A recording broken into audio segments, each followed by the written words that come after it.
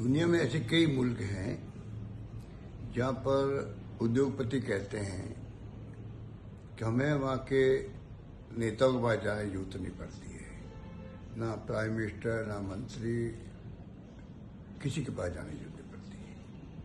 उनको सभी इंडस्ट्रीज के लिए समान नियम होते हैं, संस्थाएं समान ध्यान रखती हैं उनका, और कोई भय नहीं होता है। इसी की तरफ राहुल गांधी जी ने देश के अंदर देशवासियों का ध्यान आकर्षित किया है।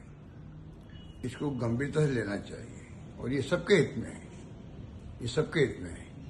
क्योंकि अगर खुला माहौल मिलेगा, समान नियम मिलेंगे, कोई भय नहीं होगा, माहौल नहीं होगा भय का, तो निवेशकर्ता भी, इन्वेस्टर भी, कई लोग नए एंटरप्रेन्योर बनेंगे, आगे आएंगे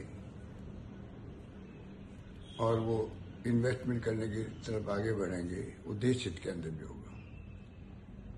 ये माहौल अगर होता है कि सरकार किस पार्टी की है, उसके अकॉर्डिंग टू इंडस्ट्रियलिस्ट को ये महसूस होता है कि अब मैं ज्यादा काम कर सकता हूं, मुझे प्रोडक्शन मिलेगा। ये अच्छी परंपरा नहीं है। मेरा मानना है कि ये बेसिक प्रॉब्लम है इस देश के अंदर, जिसकी तरफ राहुल गांधी जी ने सोच समझ के कदम उठाया है।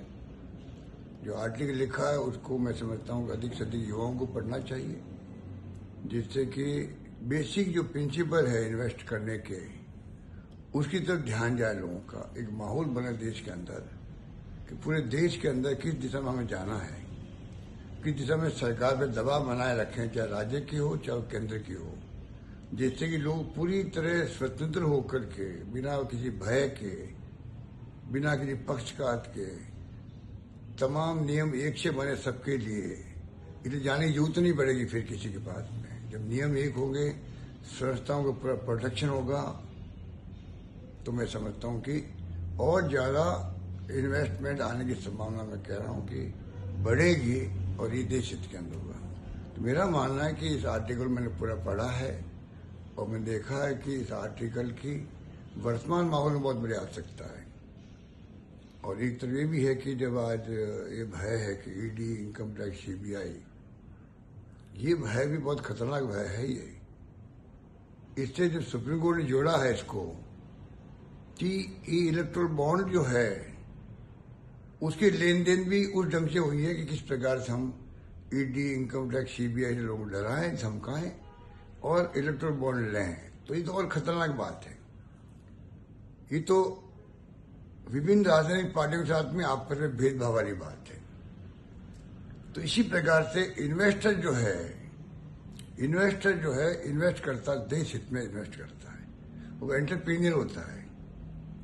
उसको इसी रूप में सरकारों को भी देखना चाहिए। और मैं समझता हूँ सरकार की खुद की नीति ऐसी बने, किसी पार्टी की सरकार हो। जब राहुल गांधी कहते हैं तो आप समझ सकते हैं राहुल गांधी की क्या सोच है, कांग्रेस की क्या सोच है, इंडिया गठबंधन की क्या सोच है, अपना भी सत्य सामने आ जाती है। यही भाव मैं समझता हूँ चाहे किसी पार्टी की सरकार हो, उसको ये भाव रखना चाहिए। यही देश हित के अंदर ही मेरा मानना है। यही बात मैं कहना